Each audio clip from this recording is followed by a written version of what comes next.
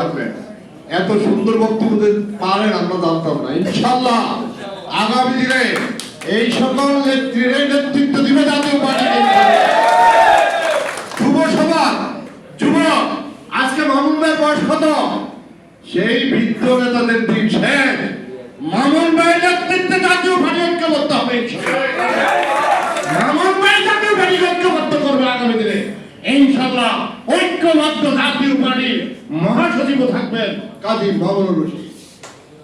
আমাদের মাঝে জাতীয় ছাত্র সমাজের সদস্য সচিব শাহিদুল ইসলাম শাকিল এবং সিনিয়র যুগ্ম আহ্বায়ক জাতীয় ছাত্র সমাজের মোহাম্মদ শরীফ আমাদের মাঝে উপস্থিত হয়েছেন। এছাড়া উপস্থিত হয়েছেন আমাদের মাঝে